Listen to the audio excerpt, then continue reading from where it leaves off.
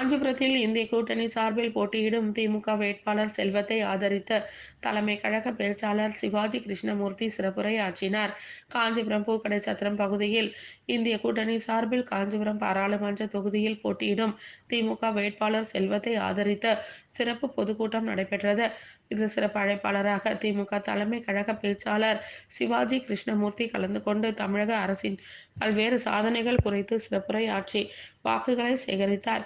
மாவட்ட செயலாளர் சுந்தர், சட்டமன்ற உறுப்பினர் எழிலரசன் தலைமையில் நடைபெற்ற இந்த கூட்டத்தில் மாநகர செயலாளர் சி.கே.வி. தமிழ்ச்செல்வன் வரவேற்புரை ஆற்றினார். இதில் மாநகராட்சி துணை மேயர் குமரகுருநாதன், விடுதலை சிறுத்தை கட்சி மாவட்ட செயலாளர் மதி ஆதவன் உள்ளிட்ட கூட்டணி கட்சி நிர்வாகிகள் முன்னிலை வகித்தனர். இந்நிகழ்ச்சியில் திமுக மாவட்ட பொருளாளர் சன்பிராண்ட் ஆறுமுகம், பொதுக்குழு உறுப்பினர் சிகாமணி, மாநகராட்சி மேயர் மகாலட்சுமி உள்ளிட்ட கூட்டணி கட்சி நிர்வாகிகள், பொதுமக்கள் என ஏராளமானோர் கலந்து கொண்டனர். நிகழ்ச்சி ஏற்பாட்டினை பகுதி செயலாளர் திலகர் சிறப்பாக செய்திருந்து கலந்து கொண்ட அனைவருக்கும் நன்றிகளை தெரிவித்தார்.